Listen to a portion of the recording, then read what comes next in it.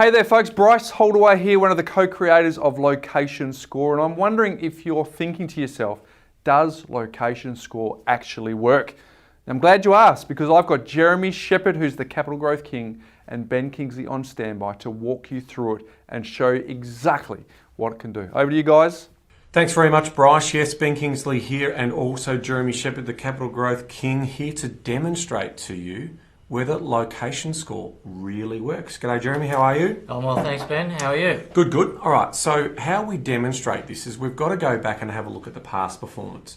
Now, it's obviously no guarantee of future performance, but it's the best indicator for us to show just how powerful the algorithm is, the LocationScore, the DSR algorithm is, in terms of identifying areas for capital growth. So what we're going to do here is we're going to look at the best performing suburbs, and we've set it up for the top 250, so we're not going to bring it down to the top 10, top 20, top 50, top 100, because you can search as a subscriber inside LocationScore for the top 250. And what I love about that is 16,000 suburbs being fast-tracked down to the top 250, of which you can then start searching to find the location that you want to invest in. So we're going to have a look at some periods of time. We're not going to set up any other parameters. We're going to keep it all nice and broad. We're going to look at houses and units. So we're going to share all in terms of how well it's performed. And let's go back 5 years from now and see exactly how well it's gone. So we're going to go into 2013, into June. So we set that up and we let the algorithm do its work, and it'll come back with those suburbs. All right, so what we can see here, the top yellow line in that chart is the growth profile of the LocationScore markets. That's the LocationScore top 250. And you see the green curve there is the Australian combined capitals, and the blue curve, which is what we're comparing LocationScore to, is the national average growth rate. And you can see quite clearly there that the LocationScore top 250 is outperforming the combined capitals, which is outperforming the national average, which is outperforming the non-capitals or regional areas.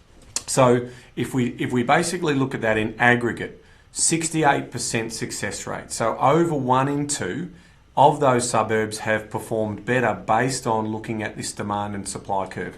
Now we need to understand that you're not always going to have full demand in an area, are you, Jeremy? Yeah, that's right. What happens is when demand exceeds supply, prices go up.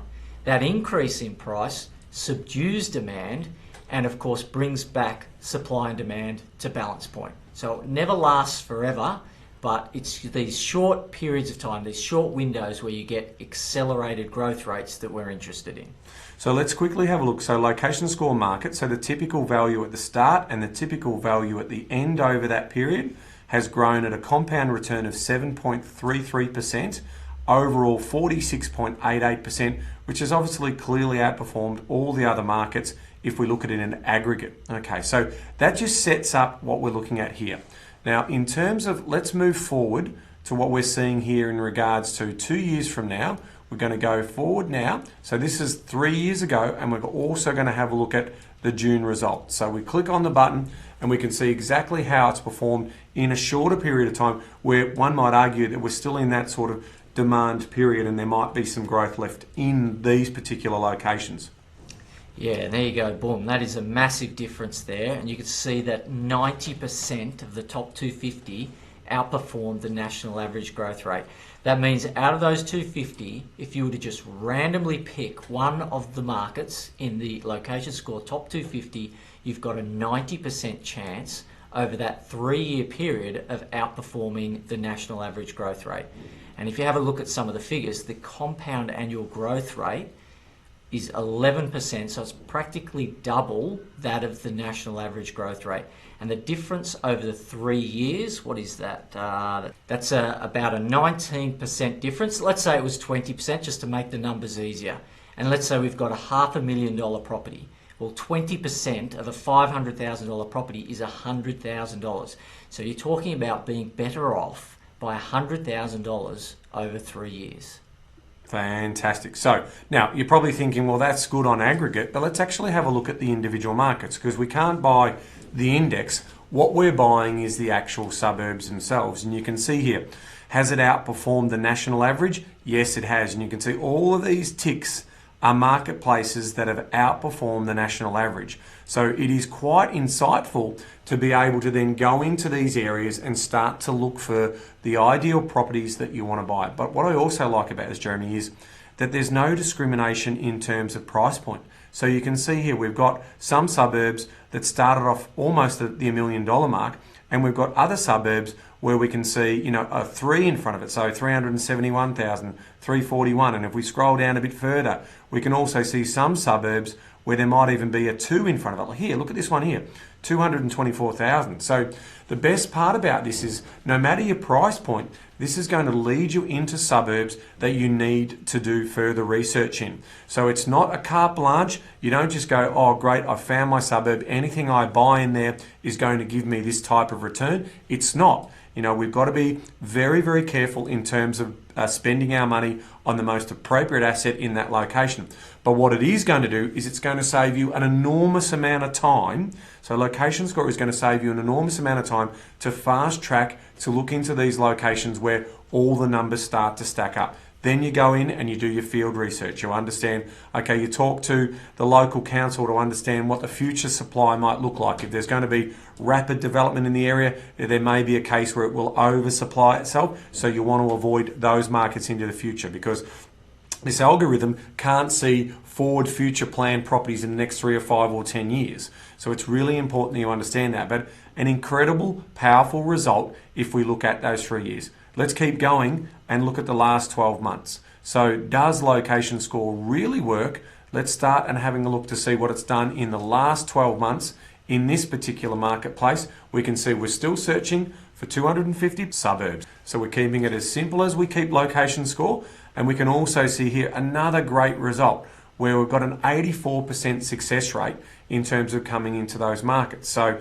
you can clearly see pretty much double or better than double performance against not only the capital cities, but also the national average. And then if we go down into the suburbs, you can start to see, yep, there has been some misses. And like anything, we've never said that this is the perfect tool. Okay, it is a fantastic leading indicator tool that you can use to help fast track your time, but also make money for you. There is money to be made in terms of selecting these outperforming suburbs and buying the right type of property inside those suburbs. Right, Jeremy? Perfect. Couldn't have said it better myself. And just to point out that this has always only been designed as a shortlisting tool. And like Ben said, it's just to target locations worthy of your interest, of your further research. So Bryce, there you have it. From our end, we've definitely proven by looking at sample periods of 3, 5 and 1 years, you can almost see that LocationScore has the ability to identify those areas that could outperform in the marketplace.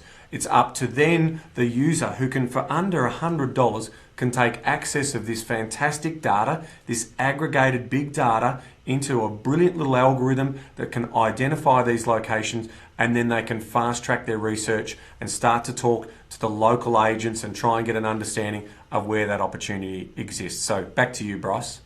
80% success rate, folks. I'm sure you'll agree that's a very, very impressive track record. So there's probably 3 things running through your mind at this point. Number 1, do I do absolutely nothing with what I've just heard? Or number 2, do I take that all on board and still try and use my own system to try and do it myself? Or number 3, do you actually use a proven performing method that will give you a competitive advantage when it comes to choosing the next location for your investment property? And I think the third one makes total sense from what you've just seen. So there's 3 options for you. Number 1, you can use the research for a week and get everything you need to help you buy that next or choose that next location. Number 2, you could do it over a month, which gives you just a little bit more time. Or is it number 3, which I think represents the best value, where you've got 3 whole months to make sure you get this right, because it's a big decision that you're about to make. So it's important that you're fully informed and you know which is going to have the best chance of giving you the best capital growth moving forward. So all you need to do now is get started today, choose the best plan that suits you, and get started choosing the best locations that suit your portfolio.